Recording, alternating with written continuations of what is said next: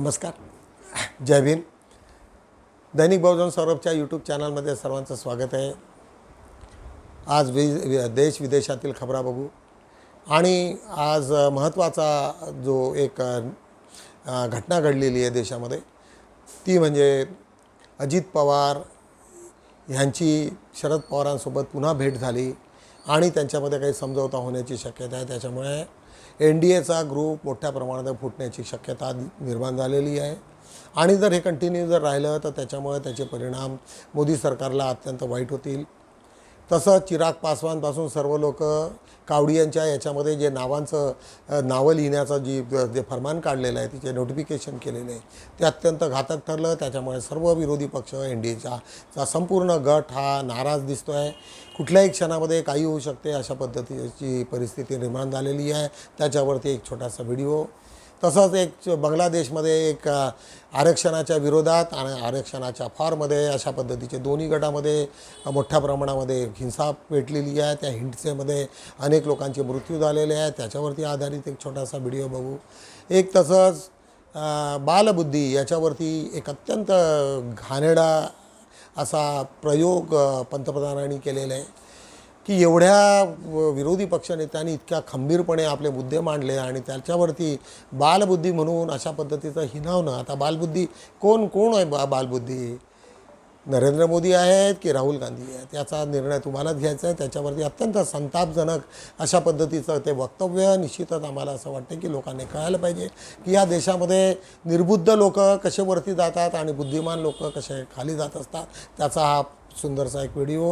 ये 2-3 वीडियो छोटे हैं, त्याच्यामुळे तुम्हाला आम्ही घेऊन येतो. महाराष्ट्र विधानसभा चुनाव से पहले ही अजीत पवार का सियासी कुनबा घटता नजर आ रहा है, या यूं कहें कि एक तरह से खत्म होता हुआ नजर आ रहा है. दरअसल बुधवार को 25 से ज्यादा नेताओं ने एनसीपी का साथ छोड़कर शरद पवार के गुट में वो शामिल हो गए.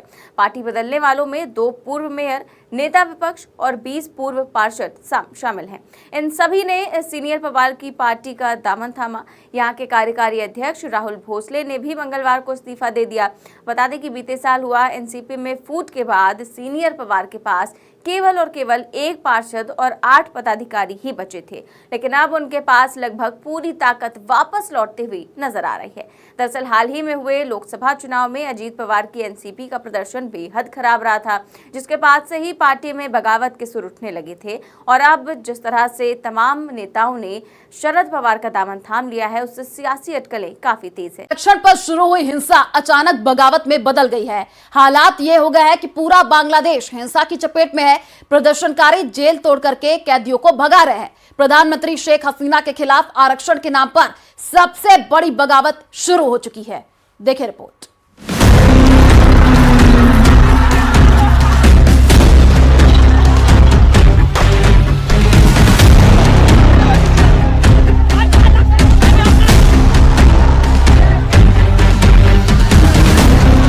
क्या बांग्लादेश आरक्षण की आग में जल रहा है या फिर बांग्लादेश में गृह युद्ध शुरू हो गया है? हम आपको बांग्लादेश की 2 तस्वीरें दिखा रहे हैं. दोनों ही तस्वीरें भड़कते, जलते और बर्बाद होते बांग्लादेश की हैं. पहली तस्वीर में आरक्षण के खिलाफ पूरा बांग्लादेश सड़क पर दिख रहा है. दूसरी तस्वीर में आरक्षण का विरोध करने वाले वो छात्र और प्रदर्शनकारी हैं जिनकी पुलिस और सेना से खूनी झड़पें हो रही हैं. महज 1 हफ्ते के अंदर आरक्षण खत्म करने को लेकर पूरा बांग्लादेश आग का गोला बन चुका है. सेना प्रदर्शनकारियों और छात्रों पर सीधी गोली चला रही है. अब तक 105 प्रदर्शनकारी और छात्र सेना और पुलिस की गोलीबारी में मारे जा चुके हैं. भयंकर खून खराबे के बाद से प्रधानमंत्री शेख हसीना ने कर्फ्यू लगवा दिया है.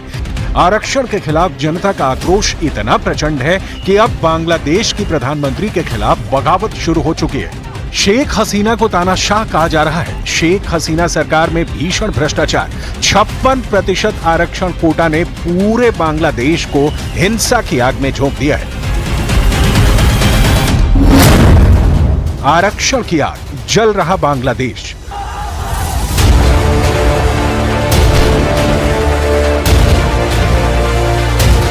बांग्लादेश में पिछले 7 दिनों से आरक्षण खत्म करने को लेकर जमकर विरोध हो रहे हैं और वो विरोध अब बेहद हिंसक हो चुके हैं.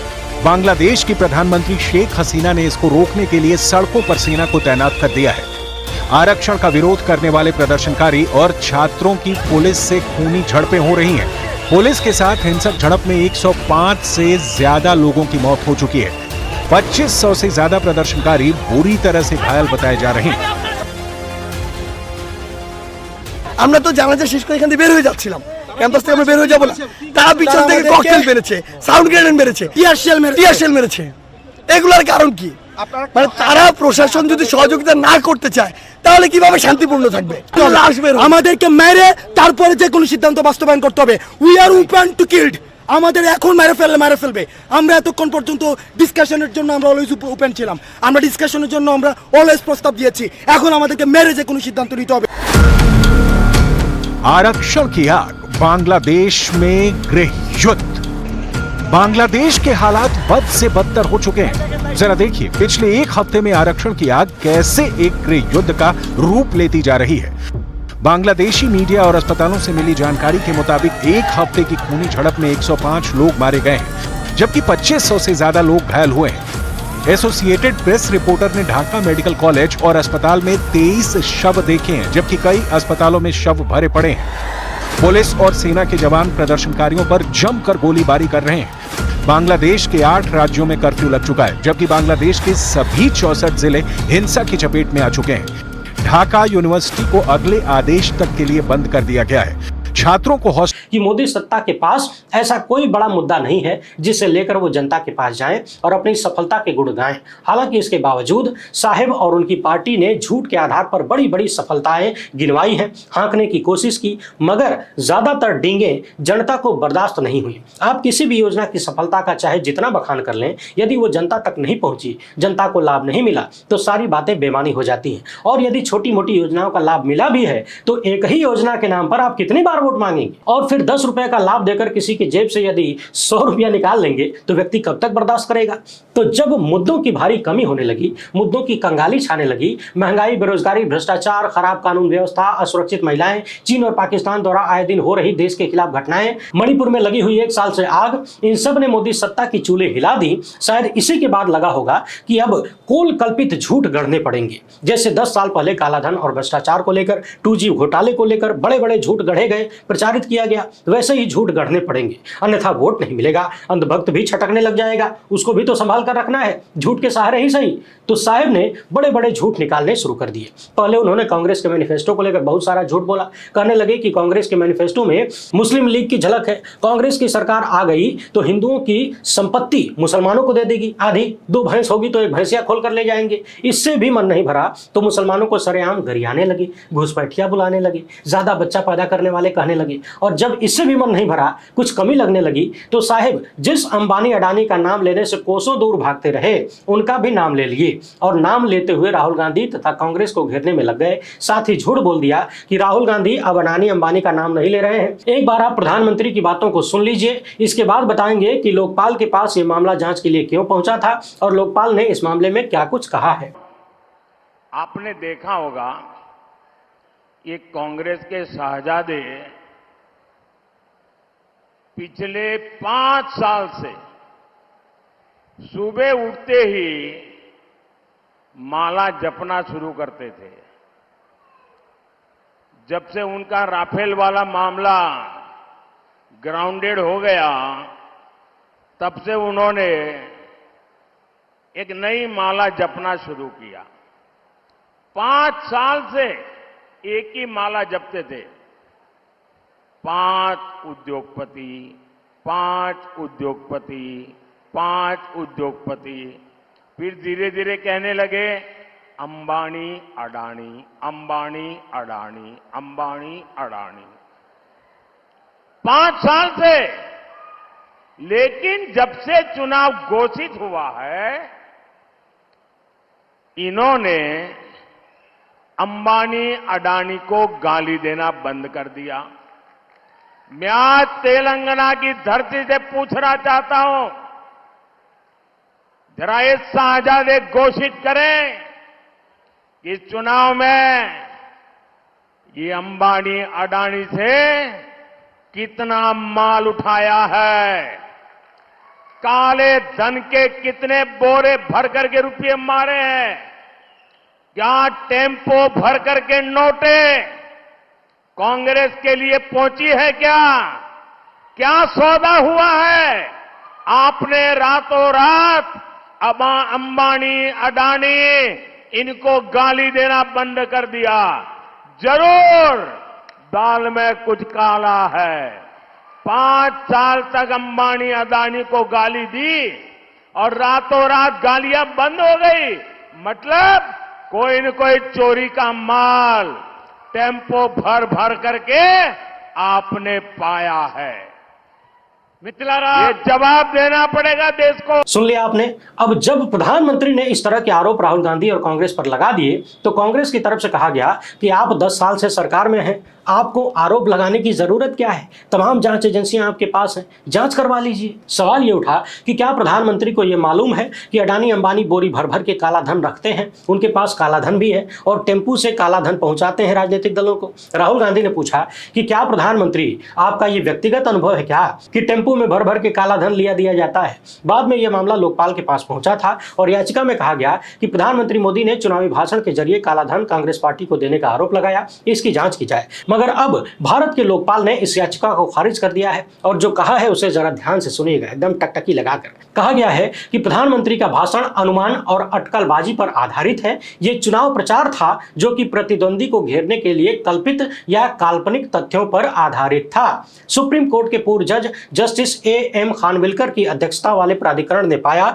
कि लोकपाल और लोकायुक्त अधिनियम 2013 के अनुसार कार्रवाई करने का कोई आधार ही नहीं बन रहा है। अपने भाषण में प्रधानमंत्री ने विपक्षी दल से कई सवाल पूछे, जिसमें यह भी शामिल है कि इन 2 उद्योगपतियों से कितना पैसा वसूला गया। यानी लोकपाल का कहना है कि प्रधानमंत्री ने अडानी अंबानी से बोरी भर भर के और टेम्पू भर के काला धन लेने का आरोप जो कांग्रेस पर लगाया, इसमें भ्रष्टाचार के सत्यापन जैसी कोई जानकारी नहीं है। इसलिए लोकपाल के हस्तक्षेप की कोई जरूरत ही नहीं है।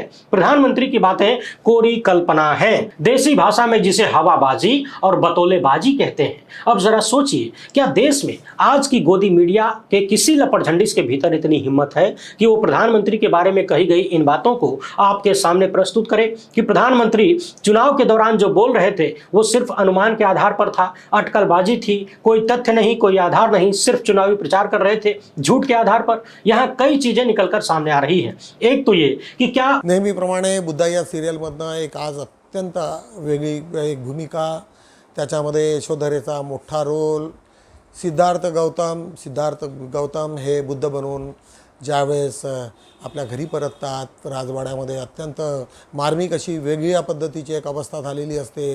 लोकांना विचार करतात, त्याच्या घरचे सर्व लोक त्यांना महामायापासून सर्वच लोक त्यांच्या ह्याच्यातले ते पाहायसाठी की तो कसा दिसत असेल, काय दिसत असेल, काय होत असेल। यशोधरा मात्र अत्यंत बेचैन झालेली असते आणि ज्यावेळेस त्यांच्यातला संवाद राहुल आणि सिद्धार्थामधला जो संवाद असतो तो अत्यंत मार्मिक आहे। त्याला पाहून यशोधरा अत्यंत प्रसन्न झालेली असते, परंतु ती लपलेली असते, तिची तेवढी हिंमत होत नाही की त्यांना पाहण्याची। असा तो व्हिडिओ अत्यंत मार्मिक आहे आणि ज्यावेळेस ते सिद्धार्थ गौतम यशोधरेच्या कक्षेत जातात आणि त्यावेळेस तिला आवाज देतात की यशोधरा तू डोळे उघड आणि बघ, आणि त्याच्यानंतर जे त्यांच्यातले जे सामूहिक संभाषण तर नाही, परंतु यशोधरा मात्र ज्यावेळेस त्यांना ज्या पद्धतीने बघते ते अत्यंत मार्मिक दृश्य आहे। लोकांना हलवलं म्हणजे हृदयाला एकदम भिडणार आहे आणि तो ज्या पद्धतीने त्याला एडिट केलेलं आहे, तो पिक्चर MK मोदींनी तयार केलेले सर्व हे सिरियल आहे, त्यांची खरंच आठवण येते। त्यांना असं वाटते की एवढं मोठं काम त्यांनी करून ठेवलेलं आहे। बुद्धा या सिरियलमधनं ही छोटीशी क्लिप तुम्हाला घेऊन येते, बघा। नंद कहाँ है माँ? नंद आता ही होगा, तुम्हारे आने की सूचना भिजवाई। और यशोधरा? वो अपने कक्ष में, वो नहीं आएगी। जानता हूं मैं, मुझे ही उसके पास जाना होगा। उसकी पीड़ा और व्यथा का कारण केवल मैं ही हूं।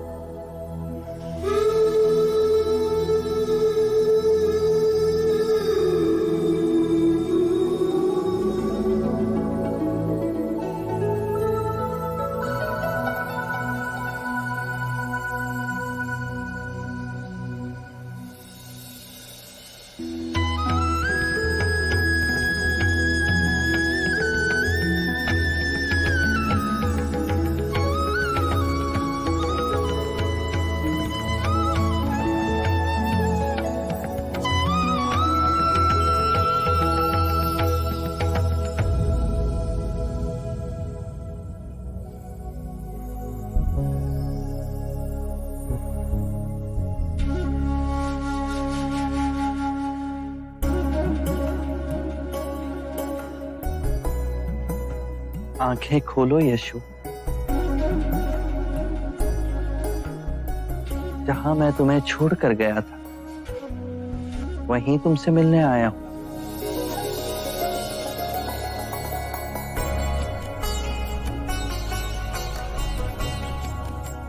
तुम्हें दिया हुआ वचन पूर्ण करने आया।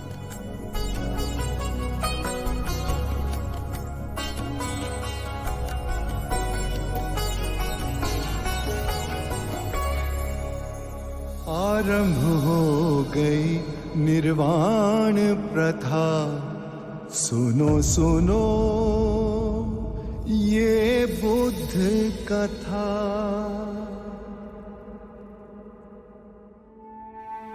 जिस क्षण तुम्हारे अंतर में ये भाव उत्पन्न हुआ कि तुम पाप कर रहे थे, उसी क्षण तुमने स्वयं अपनी मुक्ति के मार्ग पर पहला पग धर दिया है। रोजप्रमाणे दैनिक सौरभच्या आज रविवार 21 जुलैला आज आम्ही फौजदारी कायदे का बदलण्यात आले याच्यावरती मद्रास हायकोर्टाचा एक सेंट्रल गव्हर्नमेंटना नोटीस, त्याची कोणती कारण होते, कशाला काय केलं याच्यावरती मोठी एक पिटिशन झालेली आहे आणि पिटिशनच्या अंतर्गत सेंट्रल गव्हर्नमेंटला त्याच्यावरती उत्तर द्यायचं आहे की तुमचं पर्पज काय, त्याच्यामध्ये काय बदलवायचं होतं, का बदलवायला आहे याच्यावरती अनेक गोष्टीवरती त्याच्यावरती सेंट्रल गव्हर्नमेंटला त्याच्यावरती रिप्लाय मागितलेला आहे। बांगलादेशामध्ये संचारबंदी आरक्षण विरोधी आंदोलन 105 बळी दोन्हीकडचे लोक उतरलेले आहेत। 105 भारतीय विद्यार्थी मायदेशी परत आलेले आहेत। वादग्रस्त विधानामुळे आंदोलन चिघळले। शेख हसीनाच्या याच्यामध्ये जे वेस्ट बंगालमध्ये जो काही झालेला आहे तिच्या त्या वादग्रस्त बयानामुळे अजून तिथे हिंसा भडकलेली आहे अशा पद्धतीची बातमी आहे। याच्यात नंतर राम केवळ तुमचाच नाही आमचाही समाजवादी पक्षाचे शक्ती प्रदर्शन, समाजवादी पक्षाची मोठी बैठक मुंबईला झालेली आहे। सर्व निवडून आलेले खासदार हे सातत्यानं ते आपल्याला पकडून आहेत मजबूत पद्धतीने, जेणेकरून BJP त्यांना हायजॅक करणार नाही आणि याच्यात मोठा एक फंक्शन झालं त्याच्यामध्ये ते बोलत होते। सेवा देणाऱ्या प्रशासनासाठी वचनबद्ध डोनाल्ड ट्रम्प। अमेरिकेला आता पुन्हा इलेक्शन आहे त्याच्यासाठी डोनाल्ड ट्रम्पने आपली सदस्यता तिथे दिलेली आहे, आपला फॉर्म भरलेला आहे। आता तिथलं इलेक्शन म्हणजे जगाला एक वेगळी दिशा देणारं इलेक्शन असते, त्याच्यामुळे सर्वांचं लक्ष त्याच्याचकडे आहे। प्रतीक्षा खोळंबा अपरिहार्थ संगणकीय व्यवस्थेतील एक दोषाचे जगभर गोंधळ। तुम्हाला माहिती आहे की मायक्रोसॉफ्टच्या याच्यामध्ये ज्या पद्धतीमध्ये काहीतरी बिघाड झाला आणि संपूर्ण जगात ज्या पद्धती सर्व लोकांना जो हादरा बसला अनेक लोकांचे तिथले सॉफ्टवेअरचे प्रॉब्लेम झाले, कारण मायक्रोसॉफ्ट एकच कंपनी आहे जी अमेरिकेनीचं तिचं कॉपीराईट आहे आणि ते सर्वच्या सर्व जगाला पूर्ण कंट्रोल करत असते. प्रत्येक तुमच्या छोट्या मोठ्या चिप्स ज्या असतात, तुमच्या मोबाईलच्या असो, सॅटेलाईटच्या असो, लॅपटॉपच्या असो, कुठल्याही असो, हे मायक्रोसॉफ्ट बनवत असते. त्याच्यामुळं निश्चितच त्याच्यावरती सर्व जनसामान्यावरती त्याचा प्रभाव झाला. भारतामध्ये थोडा कमी झाला, परंतु अनेक विदेशामध्ये त्याचा मोठ्या प्रमाणात फरक पडला. एअरलाईन्समध्ये मोठमोठाले विमानं येत असतात, काय असतात, जर त्यांनी मायक्रोसॉफ्टचं फंक्शनच बंद झाले तर ते काय करणार आहेत, अशा पद्धतीची बातमी आहे. फुटीर आमदारावर कारवाई, काँग्रेसचे नावे जाहीर करण्याचे टाळले. अनेक लोकांवरती कारवाई आहे, कारण विधान परिषदेच्या याच्यामध्ये त्यांनी क्रॉस वोटिंग केलं. माहिती असताना आज काँग्रेसची भूमिका अशी आहे की आता जरी त्यांनी चुका केल्या असतील, परंतु आपण त्यांना तोडण्याची गरज नाही, अशा पद्धतीची ती भूमिका त्यांनी घेतलेली आहे. मुले जेवण करत असताना शाळेची भिंत कोसळली, 6 विद्यार्थी जखमी, घटना CCTVमध्ये कैद. एक गुजरातची बातमी आहे. बडोदरा इथे एका शाळेच्या विद्यार्थ्यांनी जेवण करताना पडली ती भिंत, परंतु कोणालाही दुखापत झालेली नाही. आज पुन्हा नायब राज्यपालांच्या त्या आरोपाला आम आदमी पक्षाचे प्रत्युत्तर.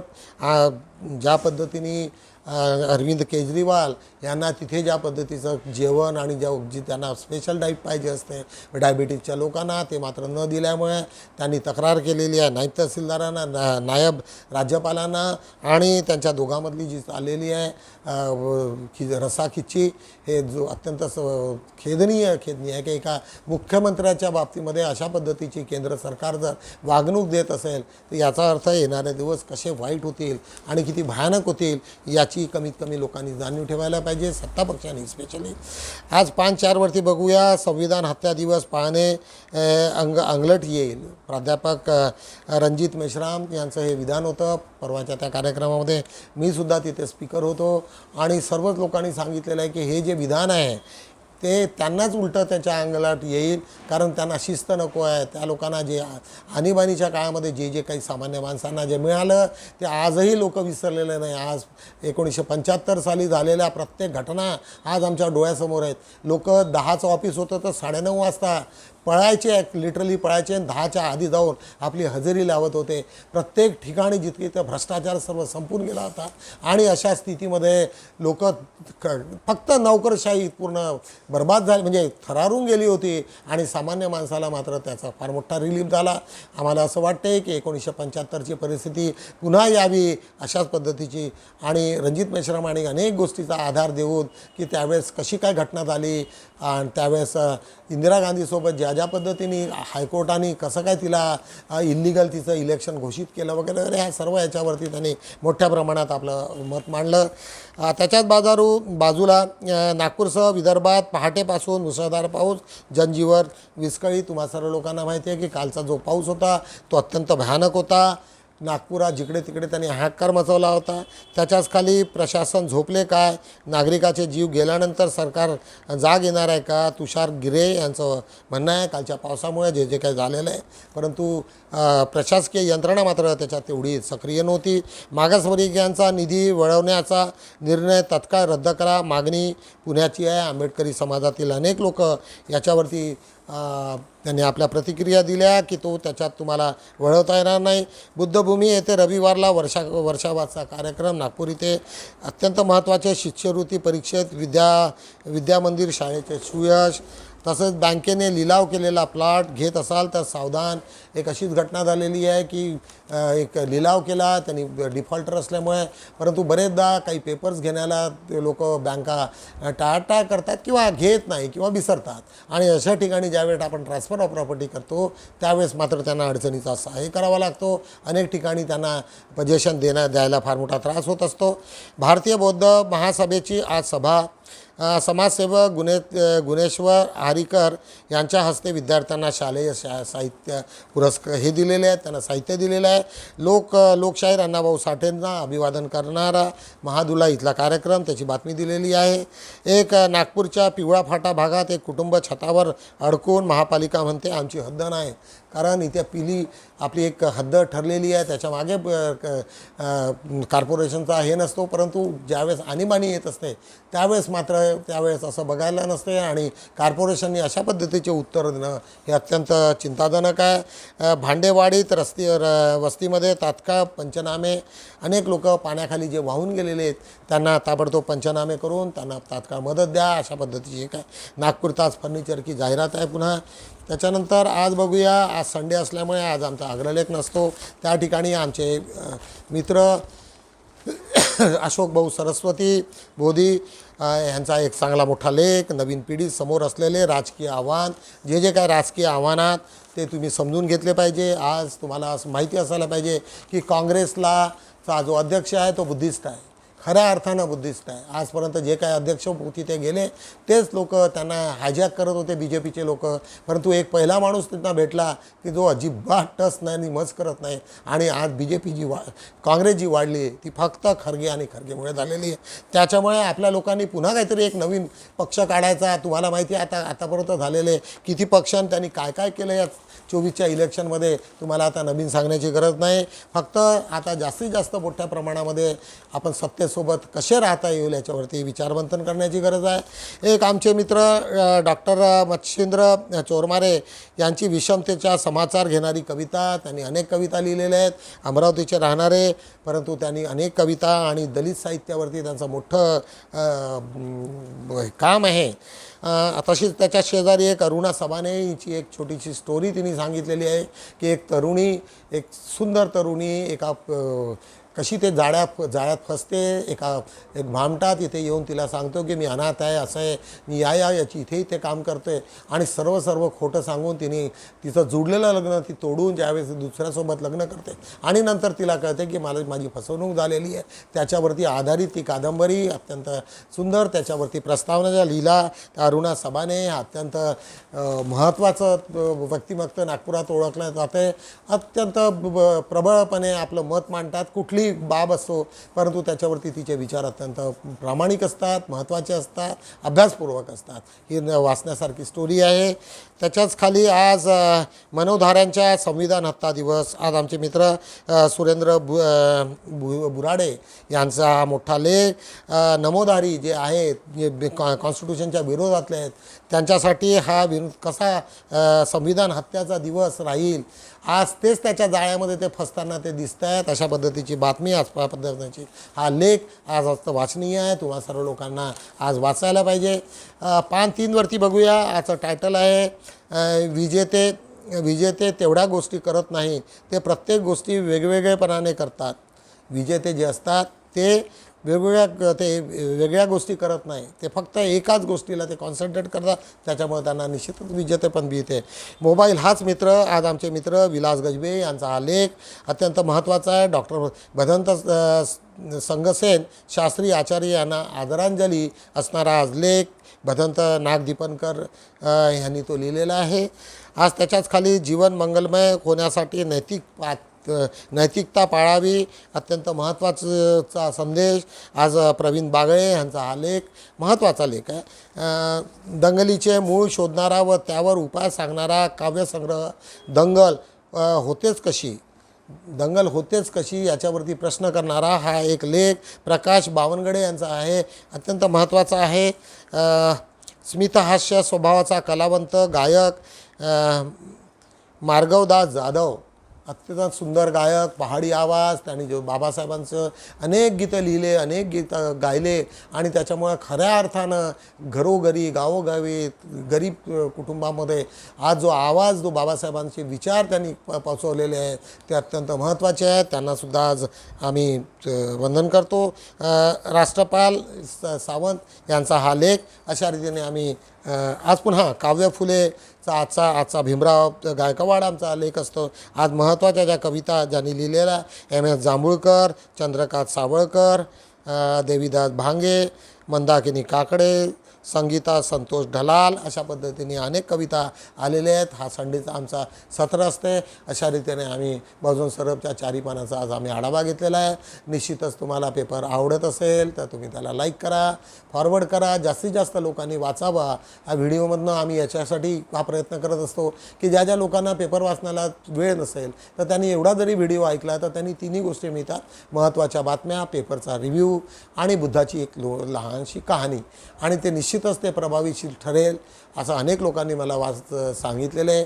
आणि बघू आता आपण त्याच्यामध्ये अजून काय काय त्याच्यामध्ये इम्प्रूव्हमेंट करता येईल ते पुढच्या भविष्यात निश्चितच करू. एवढं बोलतो आणि थांबतो. भेटूया आपण उद्या. तोपर्यंत जय भीम.